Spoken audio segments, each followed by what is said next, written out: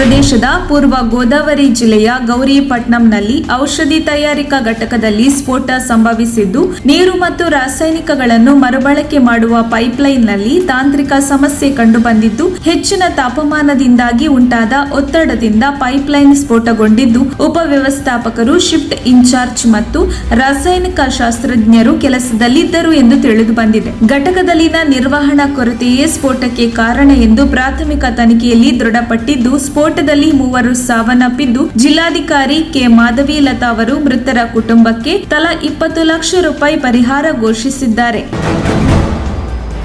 Helicopter ಶಬ್ದದಿಂದ ತನ್ನ ಎಮ್ಮೆ ಸಾವನ್ನಪ್ಪಿದೆ ಅಂತ ರೈತನೊಬ್ಬ ಪೊಲೀಸ್ ಠಾಣೆ ಮೆಟ್ಟಿಲೇರಿರುವ ಘಟನೆ ರಾಜಸ್ಥಾನದ ಆಳ್ವಾರ್ ಜಿಲ್ಲೆಯಲ್ಲಿ ನಡೆದಿದೆ. ಪೊಲೀಸರಿಗೆ ನೀಡಿರುವ ದೂರಿನಲ್ಲಿ ರೈತ ಹೆಲಿಕಾಪ್ಟರ್ನ ಶಬ್ದದ ಪರಿಣಾಮ ಹೃದಯಾಘಾತದಿಂದ ತನ್ನ ಎಮ್ಮೆ ಸಾವನ್ನಪ್ಪಿದೆ ಅಂತ ಹೇಳಿದ್ದಾರೆ. ಅಲ್ಲದೆ ಈ ಸಂಬಂಧ ಕ್ಷೇತ್ರದ ಶಾಸಕರ ವಿರುದ್ಧ ಎಫ್ಐಆರ್ ಕೂಡ ದಾಖಲಾಗಿದೆ. ಶಾಸಕರ ಬೆಂಬಲಿಗರು ಶಾಸಕರ ಮೇಲೆ ಪುಷ್ಪವೃಷ್ಟಿ ಮಾಡಲು ಮುಂದಾಗಿದ್ದಾಗ ಹೆಲಿಕಾಪ್ಟರ್ ವ್ಯವಸ್ಥೆಯನ್ನು ಮಾಡಿದ್ದರು. ಆದರೆ ಹೆಲಿಕಾಪ್ಟರ್ ಹಾರಾಡುವ ವೇಳೆ ಬಂದ ಶಬ್ದದಿಂದ ಬೆದರಿದ ಎಮ್ಮೆ ಹೃದಯಾಘಾತದಿಂದ ಸಾವನ್ನಪ್ಪಿದೆ. ಇದರಿಂದ ಸುಮಾರು 1.5 ಲಕ್ಷ ರೂಪಾಯಿ ತನಗೆ ನಷ್ಟ ಉಂಟಾಗಿದೆ ಎಂದು ದೂರಿದ್ದಾರೆ.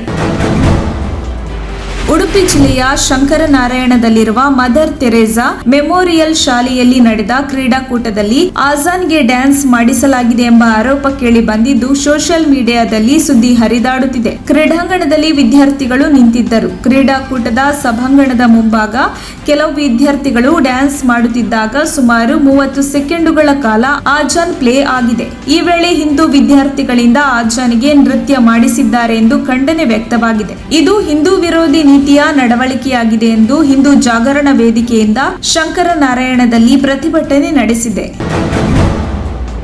ಮೈಸೂರಿನಲ್ಲಿ ನಡೆಯುತ್ತಿರುವ ಗುಂಬಾಜ್ ಮಾದರಿಯ ಬಸ್ ನಿಲ್ದಾಣಕ್ಕೆ ಸಂಬಂಧಿಸಿದಂತೆ ಸ್ಥಳೀಯ ನಾಗರಿಕರೊಬ್ಬರು, ನಿಲ್ದಾಣ ಯಾವ ಮಾದರಿಯಲ್ಲಿ ಇರಲಿ, ನಮಗೆ ನಿಲ್ಲಲು ಯೋಗ್ಯವಾಗಿರಬೇಕು. ಅದು ಬಿಟ್ಟು ಇದರಲ್ಲಿ ರಾಜಕೀಯ ಮಾಡಿ ನಮ್ಮ ತೆರಿಗೆ ಪೋಲು ಮಾಡಲಾಗುತ್ತಿದೆ ಎಂದು ಪ್ರತಾಪ್ ಸಿಂಹರಿಗೆ ಬೇರೆ ಕೆಲಸ ಇಲ್ಲ, ಇಲ್ಲೇ ರಸ್ತೆ ಗುಂಡಿ ಬಿದ್ದಿದ್ದು ಅದನ್ನು ಸರಿ ಮಾಡಿಸಿ, ಮೈಸೂರಿನ ಅರಮನೆ ಗುಂಬಾಜ್ ಮಾದರಿಯಲ್ಲಿದೆ, ಅದನ್ನು ಒಡೆದು ಹಾಕ್ತಾರಾ ಎಂದು ತರಾಟೆಗೆ ತೆಗೆದುಕೊಂಡಿದ್ದಾರೆ.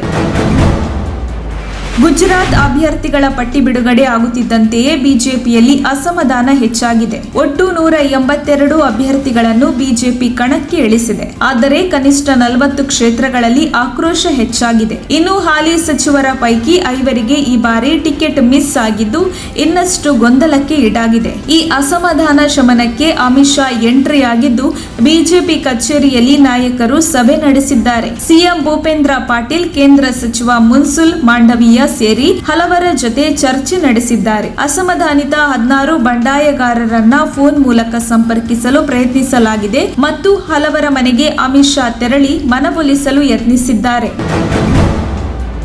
ಮಧ್ಯಪ್ರದೇಶದ ಜಬಲ್ಪುರದಲ್ಲಿ ಭಯಾನಕ ಕೊಲೆಯೊಂದು ನಡೆದು ಹೋಗಿದೆ. ಗೆಳತಿಯ ಕತ್ತು ಸೀಳಿ ಕೊಲೆ ಮಾಡಿದ ಹಂತಕ ಕೊನೆಯಲ್ಲಿ ಮೃತದೇಹವನ್ನ ಸೋಷಿಯಲ್ ಮೀಡಿಯಾದಲ್ಲಿ ಶೇರ್ ಮಾಡಿ ವಿಕೃತಿ ಮೆರೆದಿದ್ದಾನೆ. ಮಹಿಳೆಯ ಮೃತದೇಹವು ನವೆಂಬರ್ 8ರಂದು ರೆಸಾರ್ಟ್ನ ರೂಮ್ ನಂಬರ್ 5ರಲ್ಲಿ ಪತ್ತೆಯಾಗಿದ್ದು, 21 ವರ್ಷದ ಶಿಲ್ಪಾ ಮಿಶ್ರಾ ಕೊಲೆಯಾದ ಯುವತಿ ಎಂದು ಗುರುತಿಸಲಾಗಿದೆ. ಅಭಿಜಿತ್ ಪಾಟೀದಾರ್ ಕೊಲೆ ಮಾಡಿರುವ ಆರೋಪಿಯಾಗಿದ್ದಾನೆ. ವಿಡಿಯೋದಲ್ಲಿ ಬೆಡ್ ಶೀಟ್ ನಿಂದ ಮುಚ್ಚಿದ ಮೃತದೇಹದ ಮುಖ ತೋರಿಸಿ, ನನಗೆ ಯಾರು ಕೂಡ ದ್ರೋಹ ಮಾಡಬೇಡಿ ಎಂದು ಆರೋಪಿ ಹೇಳಿದ್ದಾನೆ. ವಿಡಿಯೋವನ್ನು ನೋಡಿದ ಅಧಿಕಾರಿಗಳು ರೂಮಿನ ಬಾಗಿಲು ಮುರಿದು ಒಳಗೆ ಹೋಗಿ ನೋಡಿದಾಗ ಯುವತಿಯ ಶವ ಪತ್ತೆಯಾಗಿತ್ತು. ಆರೋಪಿಯ ಪತ್ತೆ ಕಾರ್ಯ ಮುಂದುವರೆದಿದೆ.